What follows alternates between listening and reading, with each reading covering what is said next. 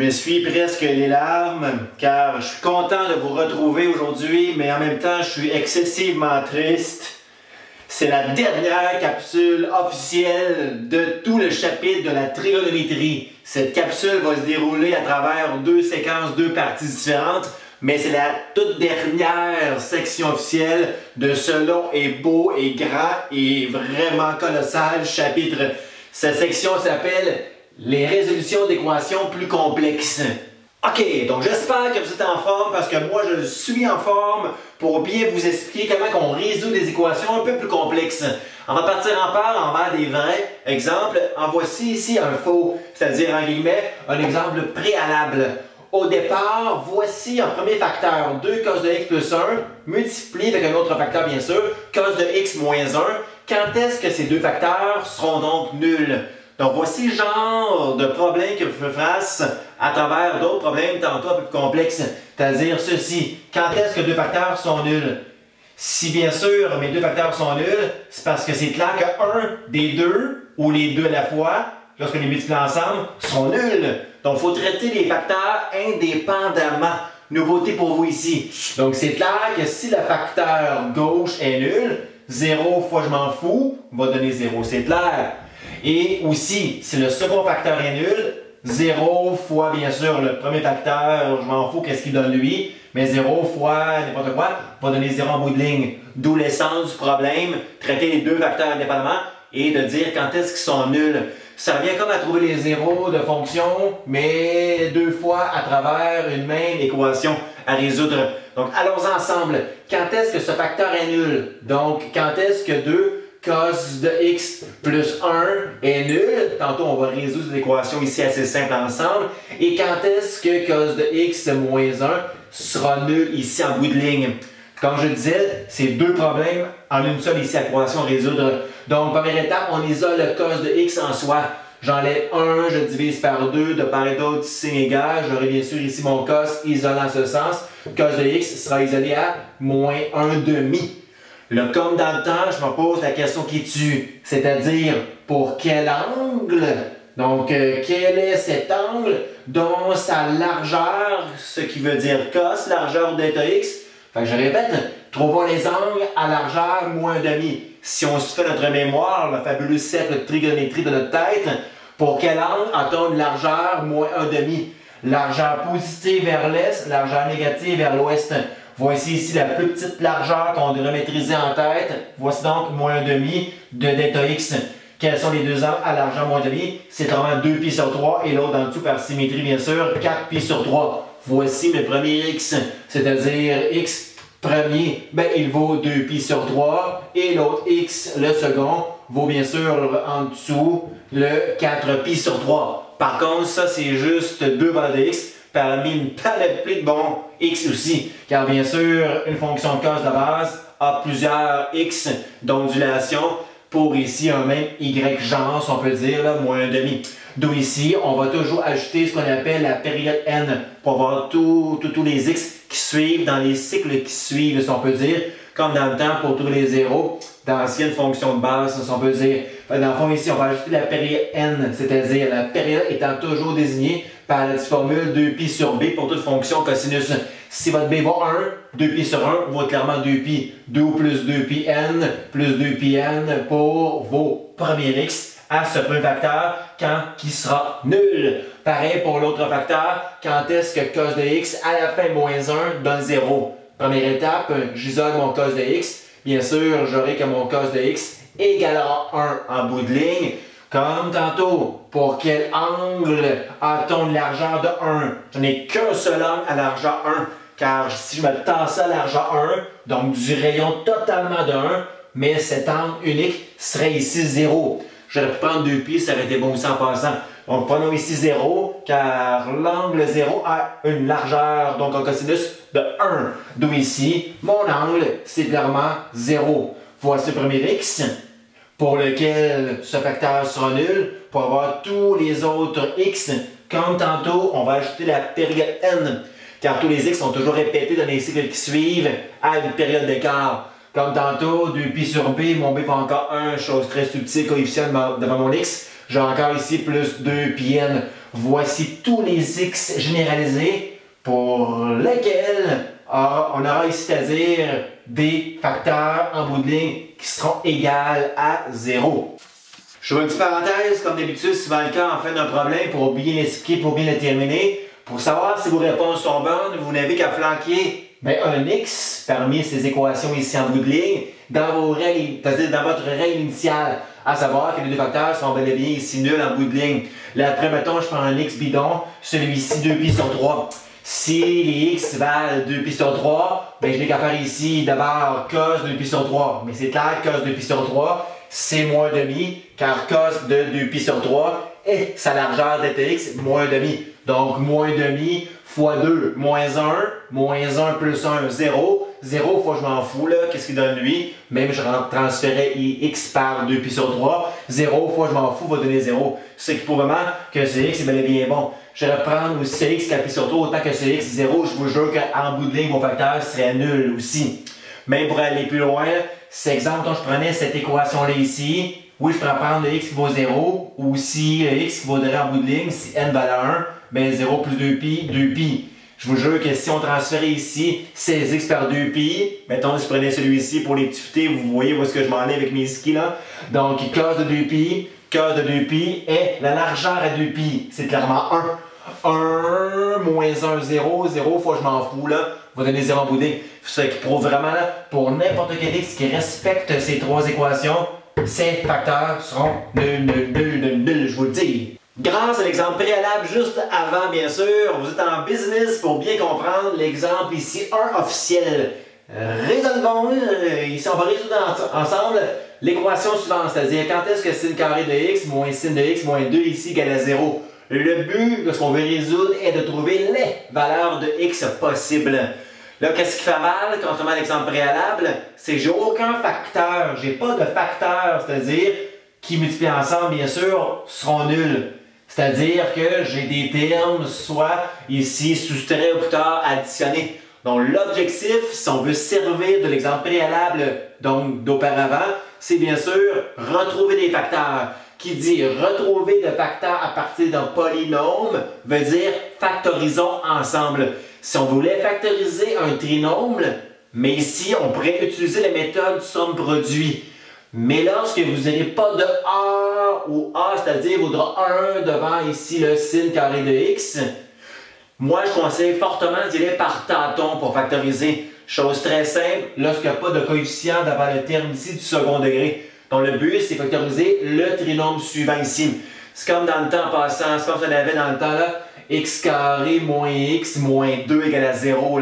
C'est le même genre ici. Au lieu d'avoir x, on a comme sin de x à la place. Mais c'est supérieur au même. La preuve, si on voulait factoriser ce trinôme, on va ouvrir ici deux grandes parenthèses en bout de ligne qui, lorsqu'on va les développer ensemble, devraient donner par développement ce trinôme ici d'au-dessus. Je traîne encore dans mon équation ici égale à 0. Chose très simple, on y va être par tâton pour factoriser. Pas par méthode somme-produit, ça vaut pas la peine ici. On est plus intelligent que ça en passant. Quoi fois quoi? Quels sont les deux premiers termes ici qu'on va multiplier ensemble qui peuvent donner sin carré de x? Il y a juste une option, c'est sin de x fois sin de x. Je laisse tomber ici par ma méthode tâton mon terme du centre moins sin de x. Traitons juste du paramètre genre c là, en bout de ligne moins 2. Quoi fois quoi donne moins 2. C'est clair, il y a juste une option de deux facteurs donnant moins 2. C'est-à-dire, bien sûr, ici, 1 avec moins 2. L'ordre importe un peu, j'aurais pu écrire ici moins 2 fois plus 1, là, ça aurait donné carrément ici moins 2 de produit. Là, par après, là, évidemment, j'ai bon, c'est sûr, là, mais si vous voulez savoir si vous avez finement bon, redéveloppez au complet pour savoir si par développement ces deux facteurs, vous aurez le trinôme d'au-dessus. La preuve que c'est bon. Sin de x fois sin de x, sin carré de x. Ici, les produits encore de sin de x avec moins 2, moins 2 sin de x, plus sin de x, moins sin de x, ça fonctionne. Et 1 fois moins 2, on est en business. La fin, c'est comme tantôt. Quand est-ce que deux facteurs sont nuls? Quand un des deux facteurs sera nul, bien sûr ici. Donc, je traite mes facteurs indépendamment. Donc, je regarde quand est-ce que sin de x plus 1 peut donner 0 et je vais traiter ensuite, par après, quand est-ce que sin de x moins 2 peut donner 0 comme facteur ici nul. Traitons premier facteur ici, sin de x plus 1, quand est-ce qu'il est nul? D'abord, je résous cette petite équation. Donc, j'isole mon sin de x en enlevant 1 à gauche par à droite, c'est pas légal. J'aurai ici, bien sûr, que mon sinus de x vaut moins 1. C'est très enfantin rendu ici. Vous le constatez assez bien à la maison, je suis certain. Elle est intelligente comme que je vous connais. Donc, quand est-ce que, c'est-à-dire pour quel angle, pardon, a-t-on une hauteur ici de moins 1? Sin veut dire hauteur, je tiens encore à le préciser. Pour quel angle a-t-on une hauteur de moins 1? Là, je regarde, bien sûr, à hauteur moins 1. Ce rayon va bien sûr ici 1. Vu que je descends, j'aurai bien sûr un delta y, un sinus de moins 1. Cet angle, ce x, c'est 3 pi sur 2. Donc, j'ai qu'un seul angle à hauteur ici moins 1. C'est le x, c'est l'angle 3 pi sur 2. Par contre, c'est pas le seul ici x, parce que j'ai beaucoup plus de x côté généralisation. Je vais le dire. Donc, pour trouver tous les x inimaginables, on n'a qu'à ajouter la période ici attribuée à ça permet x. Comme le b vaut 1, bien sûr 2pi sur ça 1 pour la période, j'aurai ici plus 2pi. N signifie juste un entier. Donc, n étant toujours un entier, là, n éléments des z entiers ici. Donc, si n vaut 1, j'avance de 2pi. Si n vaut 2, j'avance de 2 fois 2pi, ainsi de suite, comme dans le temps pour les zéros encore. Pareil pour celui-ci. Donc, je regarde quand est-ce que sin de x moins 2 est nul. Pour résoudre cette équation, je vais d'abord ici isoler sin de x. Donc, j'aurai sin de x égale clairement 2. Là, comme ici, tantôt, je me pose la grande question qui est dessus. Pour quel x, pour quel angle a-t-on une hauteur de 2? J'ai un grave problème. Car ici, pour quel angle a une hauteur de 2? Mais ma hauteur la plus grande dans mon cercle trigonométrique, c'est mon rayon d'auteur 1 ici, à pi sur 2. Hauteur 2, c'est impensable. Comme dans le temps, j'aurais pu faire totalement bêtement. Si je voulais trouver x, je pitonnerais sin inverse. Pour trouver x, l'angle sin inverse de bien sûr ici 2. Là, j'aurais bien sûr une réponse qui n'existe pas. Donc, ça a bien clair que jamais que ce facteur sera nul. C'est impossible d'obtenir un x pour annuler, si on peut dire, ce facteur. Donc, apparemment, j'ai qu'une seule équation qui détermine tous mes x en bout de ligne. C'est carrément celle-ci. X égale à 3 pi sur 2 plus 2 pi n sont mes réponses finales. Exemple 2. Donc, avant que je parte en part, on va à l'exemple 2. Si vous remarquez bien, depuis le début de cette capsule, il n'y a pas vraiment de théorie. C'est par qu'est-ce que vous maîtrisez bien des anciennes fonctions sinus et cosinus. Donc, c'est bien sûr là qu'on va servir à résoudre ces équations un peu plus complexes. Car ça revient à ça ici, résoudre, c'est-à-dire trouver x. C'est comme si je vous donnais une fonction qui serait la suivante, dans le but de trouver ces zéros. Mais dans la fonction suivante, il n'y a pas juste un seul terme en cos, mais plusieurs. Comme c'est le cas ici, j'ai un terme en cos carré de x et j'ai un terme ici en cos de x. En plus, j'ai un terme constant dans mes jambes en bout de ligne. Fait que le but, c'est de trouver x là-dedans, finalement. C'est l'avant-dernier exemple, l'exemple 3 de cette fin de cette première partie. Vous allez faire ça pour pratiquer ça en bout de ligne.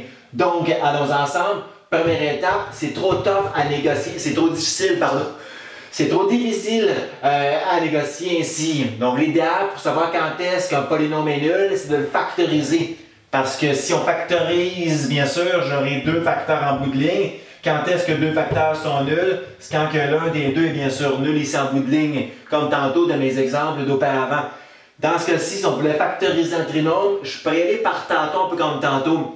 Mais comme j'ai un coefficient devant mon terme second degré ici, ça vient un peu lourd parfois pour certains d'entre vous, autant que moi, là, de faire par tantôt. C'est quasiment plus rapide d'y aller plus par la belle technique méthode somme-produit, comme dans le temps ici. Voici mon A2, voici mon B5, voici mon C-3 de ici ce polynôme second degré. L'objectif, c'est de trouver ici, votre produit, votre somme. Donc le produit, c'est toujours A fois C en passant. Donc le produit ici, c'est 2 fois moins 3. Donc le produit désigné par P en passant, c'est clairement ici moins 6. Et la somme, c'était le paramètre B, coefficient du cos de X, dans mon cas, moi ici, 5. Si vous vous souvenez bien, là, pour l'année passée, on cherchait à trouver deux termes, deux chiffres qui, de produit, vont donner moins 6 et de somme ici 5. Là, par tantôt, parce que c'est ça, en bon québécois, on gosse. Donc, j'essaie quels sont les deux facteurs qui donnent ici moins 6 et de somme ici 5 en bout de ligne. Je vais prendre ici, admettons, moins 6. Je vais prendre 1 et 6, vu mon produit négatif. Pour moi, je vais le faire live quasiment devant vous, là. Mais je vais prendre ici moins 1 pour que ma somme donne le bien 5. Donc, ça fonctionne. Moins 1 fois 6, moins 6. Moins 1 plus 6, 5. Là, à force d'en faire, on développe plutôt une technique un peu plus rapide ici à le faire, à trouver les deux ici termes. Ces deux termes-là, moins 1 et 6, pourront redécomposer le terme ici du centre, 5 cos de x, pour le séparer en deux termes ici. Je vais le faire pour le corroborer, là. Je ne suis pas quasiment pour rien dire. Donc 2 cos carré de x reste intact. Je démantibule le 5 cos de x par genre ces deux termes-là ici. Donc j'aurai moins 1 cos de x. Donc moins 1 cos de x. Je vais écrire ici rapidement moins cos de x. Plus 6 cos de x. Si vous remarquez bien, moins cos de x plus 6 de x donne vraiment juste au-dessus là le unique 5 cos de x. Donc j'ai démembré 5 cos de x grâce à la méthode somme produit. Comme dans le temps, quand vous avez des termes polynômes du deuxième degré là, avec x carré, x puis chiffre à la fin. Donc moins 3, je le traîne, égal à 0 aussi en bout de ligne. Rendu ici, j'obtiens 4 termes. Qui dit 4 termes factorisés dit mise en évidence double. Donc, je regroupe mes deux termes premiers ensemble, puis on regarde qu'est-ce plutôt qu'on pourrait mettre en évidence simple ici. Donc, j'ai cos carré, j'ai un cos, je vais mettre ici bien sûr dans ces deux premiers termes initiaux, cos de x, c'est l'évidence simple. Donc, cos de x devant la parenthèse suivante. Cos de x fois quoi donne 2 cos carré de x. C'est on met ici 2 cos de x, chose très simple. Cos de x fois quoi donne moins cos de x, c'est bêtement moins 1. Pareil pour ces deux termes finaux. Je regarde, j'ai 6 cos de x, j'ai moins 3. Qu'est-ce que je pourrais sortir en MES mis dans 5 devant? C'est notamment ici 3, car dans 6 et dans moins 3, j'ai un facteur qui est commun, 3. Donc ici, plus 3. 3 fois quoi donne 2 cos de x? 3 fois quoi donne 6 cos de x, pardon. C'est bien sûr ici 2 cos de x. Remarquez bien que si on développait, on obtiendrait bien 6 cos de x au-dessus. 3 fois quoi donne moins 3, c'est vraiment moins 1. Magie, par la mise dans ce double, vous devriez toujours obtenir les deux termes ici, entre parenthèses, qui soient identiques. Et c'est le cas pour moi, je suis heureux sur un moyen temps. Donc, par après, j'obtiens deux termes qui sont sommés. Qu'est-ce qui revient dans ces deux termes-là? C'est clairement mes parenthèses. Je pense que ça vous rappelle des anciens souvenirs de l'an dernier. Donc, je vais sortir en une autre mise en évidence simple, d'où ici une mise en évidence double au total, ça peut dire, mais 2 cos de x moins 1. Je sors ceci et je le mets devant une grande parenthèse. 2 cos de x moins 1 fois quoi donne cos de x fois 2 cos de x moins 1. C'est vraiment cos de x ici. Et bien sûr, ça c'est un cos de x écrit mal. Donc 2 cos de x moins 1 fois quoi donne 3, 2 cos de x moins 1, c'est clairement ici plus 3. Si on rentrerait donc cette parenthèse dans celle-ci, on obtiendrait vraiment les deux termes d'au-dessus, je vous le garantis. Donc toujours égal à 0. Là on revient, selon notre grande satisfaction ici, le problème, à deux facteurs qui sont nuls. Là on regarde vraiment, tranquillement, quand est-ce que ce facteur est nul, par après quand est-ce que ce second facteur sera nul. Parce que deux facteurs qui sont nuls, en bout de ligne, c'est parce que l'un des deux ou les deux à la fois sont nuls, bien sûr, ici. Donc, je regarde 2 cos de x moins 1, quand est-ce qu'il est nul. Et tantôt, je vais regarder quand est-ce que le facteur cos de x plus 3 sera nul, lui aussi. La fin, c'est va hyper rapidement. C'est des simplistes, vraiment d'aplomb, de résolution d'équation ici. Donc, je disais cos de x, j'aurai que cos de x égale 1 demi. Plus 1 divisé par 2, j'aurai bien sûr ici un demi à droite. Je m'en pose la question qui est dessus. Pour quel angle a-t-on une largeur de 1 demi? Largeur 1 demi, pour quel angle? J'ai clairement pi sur 3 et 5 pi sur 3. Voici mes premiers x. J'ai donc, je répète, pi sur 3 et l'autre 5 pi sur 3. Plus tous les autres x qui se défèrent dans les autres cycles. Donc on ajoute ici pour ça faire la période. Comme b va 1. C'est rare, vous allez avoir des b différents de 1, là, ces problèmes ici en passant. Là. Donc, votre période sera toujours 2pi sur ce 1, donc plus 2pi n, et ce aussi dans l'autre équation. N étant toujours un entier, là, 1, 2, 3, 4, 5, autant que moins 2, moins 3, moins 4, moins 5, si on voulait reculer. Par après, celui-ci, ça va aller hyper rapidement. Pour avoir mon cos isolé, j'aurai que cos de x égale à moins 3. Là, j'ai un grand problème parce que je ne vois pas encore la question qui tue. Je me pose la question qui tue, dis-je mieux. Pour quel angle a-t-on une largeur de moins 3? Le plus loin à largeur négative, c'est pi et il est à moins 1. Car le rayon ici vaut 1 dans votre cycle métrique. Donc là, évidemment, je ne respecte pas le fait d'avoir ici un angle à largeur moins 3. Ça n'a pas de sens. Donc si vous n'aurez pas de x en bout de ligne, donc seulement que ces deux équations traitent de tous les x qui annulent ici le polynôme de mon équation initiale. Voici donc l'exemple 2. Je pense que vous connaissant, vous avez assez bien suivi la grande technique pour y arriver. La seule nouveauté, méthode somme produit pour aller plus vite, pour factoriser ici en bout de ligne. Le reste, et c'est ultra simple, vraiment d'appeler en plus. Je t'en feu! Pour l'exemple 3, vous allez le faire seul, mais juste auparavant, je vais vous partir pour que vous puissiez le faire par après seul avec la continuité de ce problème. Donc, résolvons ensemble l'équation suivante. Donc, quand est-ce que le polynôme sera nul ici à votre droite? En cas là, c'est comme trouver les zéros de la fonction suivante ici. Grande nouveauté, ça marquait bien, il n'y a pas juste des sines partout, juste des cos partout. Non, non, non! Il y a ici un mélange entre des cos et des sines. On a un grand problème parce que si un jour on voulait factoriser, mais ceci intact comme ces cas-là, ça ne se factorise pas, car je n'ai pas des termes semblables. C'est comme si j'avais des x carrés mélangés avec des y et des chiffres. Donc, ayant pas les mêmes termes, tous des cos ou tous des sinus, mais je ne pourrais pas factoriser. Donc, mon premier objectif, c'était le cas dans d'autres équations plus complexes plus tard, c'est d'avoir tous des sines partout ou tous des cos partout. En passant, si je voulais tout mettre en termes de cos, ce serait impensable. Parce qu'un sinus va toujours rester un sinus. Un sin, c'est un sin. Un peu comme un cos, c'est un cos. Par contre, je pourrais tout mettre en sinus bizarrement avec ce que je viens de dire pareil. Parce que cos carré, ça change ça en termes de sinus. Pas cos seul, mais cos carré, oui. Je ne sais pas si vous le voyez, subtilement en haut à ma gauche, j'ai indiqué l'identité ici primordiale à traiter dans ce problème-là ici. C'est-à-dire que sin carré de x plus cos carré de x, c'est toujours 1. Donc, je pourrais exprimer assez aisément cos carré en termes de sin carré grâce à cette grande identité ici importante. L'an prochain, vous allez beaucoup vous servir de ceci. Donc, cos carré de x, si je l'isolais d'ici, mais c'est pareil à dire cos carré de x à 1, j'enlève sin carré de x.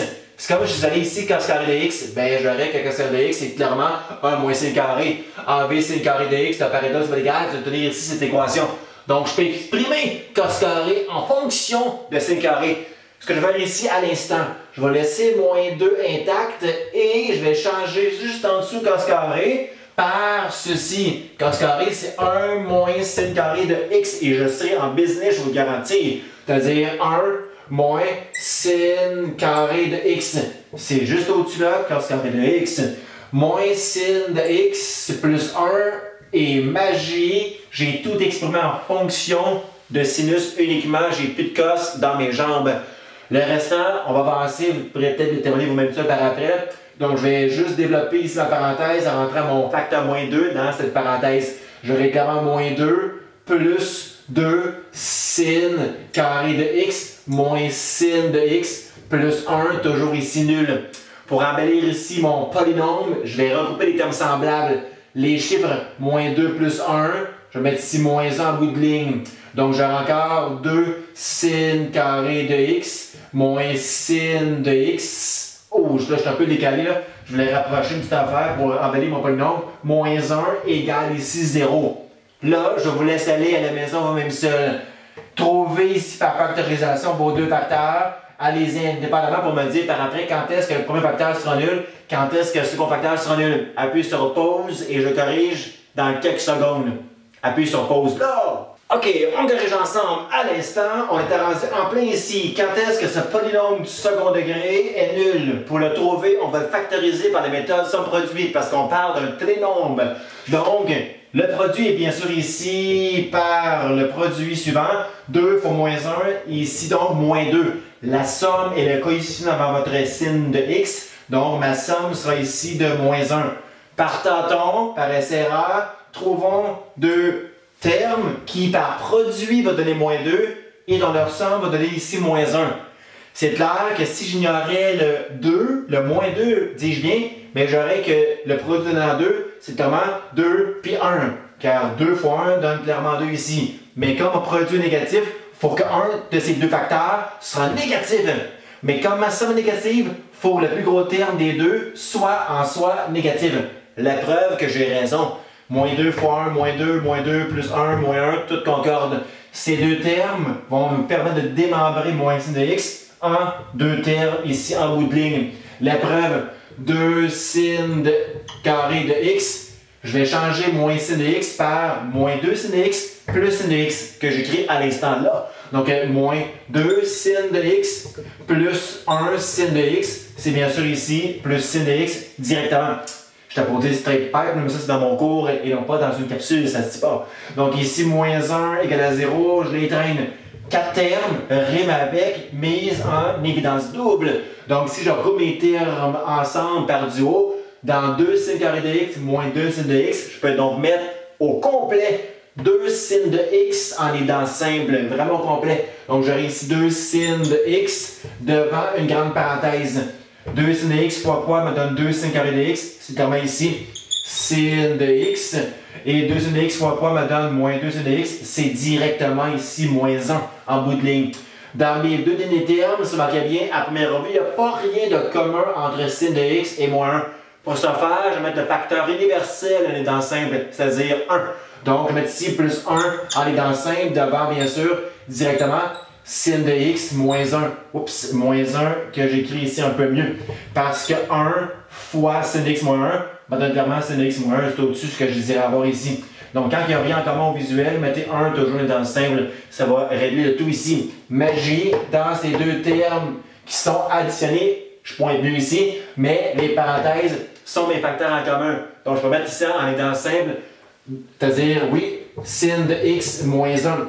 Devant donc ici une grande parenthèse, sin de x moins 1 fois quoi me donne cela sans l'énumérer pour rien, c'est notamment 2 sin de x. Et sin de x moins 1 fois quoi égale, sans numérer ce terme-là ici, c'est notamment ce plus 1 ici en bout de ligne. Voici mes facteurs nuls. J'ai oublié de traîner mon petit égal à 0 ici, là, comme c'est le cas ici aussi. Donc, voici mes deux facteurs. Quand est-ce qu'ils sont nuls? Donc, des facteurs sont nuls quand un des deux facteurs sera nul. D'où je traite indépendamment mes facteurs ici, en les traitant comme étant nuls. Donc, sin de x moins 1, quand est-ce qu'il est nul? Ça va trouver ensemble, je vous le garantis. Et l'autre, 2 sin de x plus 1, quand est-ce qu'il est nul? Donc, je traite de cette équation ici première pour trouver le x. Donc, je vais juste ciseler mon sin de x pour avoir, bien sûr, 1 ici à ma droite. Comme dans le temps, question qui tue, pour quel angle x atteint une hauteur de 1? Hauteur 1, c'est à pi sur 2. Il n'y a qu'un seul angle à hauteur de 1 au départ dans cette équation. Donc, je vais écrire ici, l'angle à hauteur 1 est clairement pi sur 2. Par contre, j'ai plein d'autres x qui suivent écartés d'une période plus loin. Comme mon b vaut 1, ma période est encore ici, plus 2pi. Généralisé comme étant n vaut. J'avance d'une période, si n vaut 1, j'avance d'une période, pardon. Si n vaut 2, j'avancerai de 2 périodes, ainsi de suite ici. Donc voici tous les x de ce facteur pour lequel il serait nul. Pareil pour ici, ce facteur nul, j'isole mon sin de x. J'aurai donc ici rapidement que sin de x vaut moins 1 demi, là, isolé. Donc j'aurai ici à traiter comme tantôt ma fameuse grande question. Pour quel angle x a-t-on une hauteur de moins 1 demi? C'est très simple. Hauteur moins 1 demi, je descends en sud. C'est donc à 7 pi sur 6 et à 11 pi sur 6, dis-je bien. Donc voici mes premiers x. 7 pi sur 6 et l'autre x vaut 11 pi sur 6. Plus tous les autres x qui suivent dans vos autres périodes, donc toujours écartés d'une période de pi plus loin. N, c'est pas n'importe quoi, comme tout à l'heure je l'ai dit, mais je ne l'ai pas écrit, n valait 1 entier. Donc voici comment on résout cette équation qui paraissait complexe, mais c'est pas si pire. Quand vous avez des termes qui ne sont pas semblables, exprimez tout en le même terme. J'ai changé grâce à la fabuleuse identité cos carré de x par 1 moins sin carré de x. Le reste suit assez bien, je pense que vous maîtrisez bien, grâce à mes exemples d'auparavant aussi. On se retrouve vraiment plus tard, vraiment plus tard façon de parler, donc dans pas long je voulais dire, pour la partie 2 de cette fin, de cette dernière section, j'ai quasiment encore la lame à l'œil, de votre chapitre des fonctions trigonométriques. Donc on se retrouve donc plus tard pour la dernière capsule. À plus!